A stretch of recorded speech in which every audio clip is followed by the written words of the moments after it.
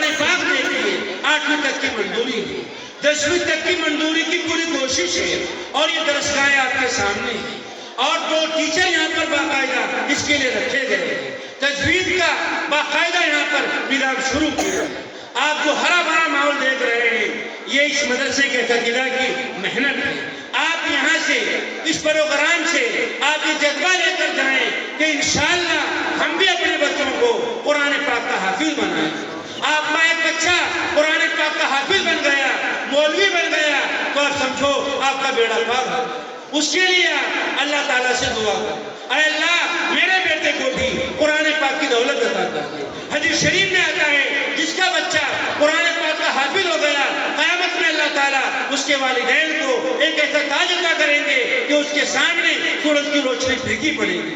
لوگ پوچھیں گے کون ہے یہ، بتایا جائے گا یہ حافظ قرآن پاک کے والد اور ان کی والدہ ہیں۔ حدیث شریف میں یہ بھی آتا ہے کہ جس آدمی کا بچہ قرآن پاک کا حافظ ہو گیا اللہ اس کے والدین کو ایسے 2 جوڑے عطا کریں گے، ایک جوڑے کی قیمت دنیا اور دنیا کی تمام چیزوں سے بڑھ کر ہوگی۔ حدیث شریف میں یہ بھی آتا ہے کہ قیامت میں قرآن پاک کھڑا ہوگا، عرض کرے گا اے اللہ یہ حافظ قرآن ہے، آپ اس کو آراستہ کیجیے۔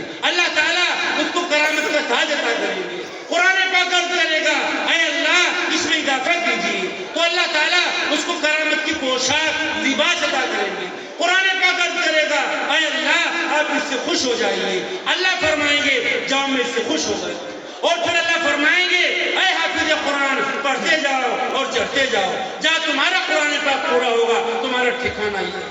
اگر آپ چاہتے ہیں یہ درجے آپ کو ملے، آپ کے بچوں کو ملے، تو اتنا بڑا پروگرام ہمارے دوستوں نے کیا، 2 مہینے سے محنت کی، آپ لوگوں کو دعوتیں دی، اشتہار چھپوائے، علماء کرام سے رابطہ کیا، وہ صرف اس لیے کہ آپ کے سینوں میں، آپ کے بچوں کے سینوں میں یہ قرآن پاک آتا ہے، اور آپ یہاں سے اس قرآن پاک کو پڑھنے کا، اپنے بچوں کو پڑھانے کا، آپ اس کا جذبہ، اس کا داعیہ، اس کا شوق، اس کا ولولہ آپ یہاں سے لے کر جائیں، اور آپ خود بھی روزانہ 8 گھنٹہ آپ قرآن پاک کی تلاوت کریں، آپ قرآن پاک کو چومیں، آپ موبائلوں کو چھوڑ دیں۔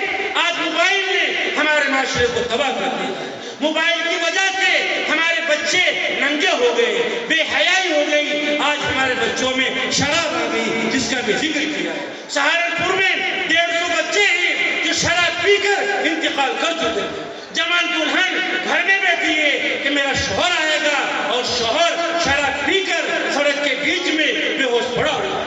پوری ماں انتظار کرتی ہے میرا بیٹا آئے گا اور مجھے دوائی کھلائے گا، اور بچوں کو پرواہ نہیں ہے۔ اس موبائل سے اپنے آپ کو دور رکھو، آپ قرآن پاک سے جڑو، آپ قرآن پاک کو پڑھو، آپ قرآن پاک کو چومو، آپ قرآن پاک کو سینے سے لگاؤ، آپ قرآن پاک کی زیارت کرو۔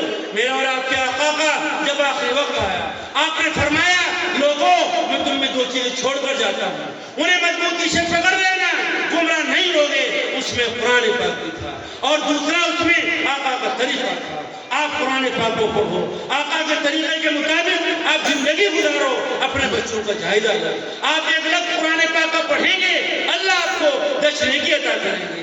آپ وضو کے ساتھ پڑھو گے اللہ 25 نیکی دیں گے، نماز میں بیٹھ کر پڑھو گے اللہ 50 نیکی دیں گے، کھڑے ہو کر پڑھو گے اللہ 100 نیکی دیں گے۔ اور یہ دنیا، اس دنیا کی ترقیات وہ قرآن پاک کی بدولت ملتی ہے جو اللہ تعالیٰ نے حضرات صحابہ کرام کو عطا کی تھی۔ اور آخری وقت ہوگا قرآن پاک آپ کے سرحانے ہوگا، جنازہ رکھا ہوا ہوگا قرآن پاک آپ کے سینے کے سامنے ہوگا، آپ قبر میں پہنچیں گے قرآن پاک جلوگر ہوگا، فرمائے گا گھبراؤ نہیں میں تمہارا قرآن پاک ہوں، اور میدان محشر میں قرآن پاک کھڑا ہوگا آپ کی سفارش کرے گا۔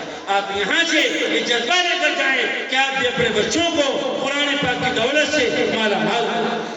اور اس کے ساتھ یہ جو اتنا مدرسہ ہے یہ اس کا کام آپ کے سامنے، یہ مدرسہ چھوٹے سے شروع ہو، قرآن پاک کا اعجاز ہے کہ اس نے ترقی کی، یہ آپ کی ترقی ہے، یہ آپ کی کامیابی ہے، یہ اتنا بڑا مجمع یہ آپ کی محبتوں کا، آپ کی دعاؤں کا، آپ کی عنایتوں کا اور اللہ کے فضل و کرم کا صدقہ ہے۔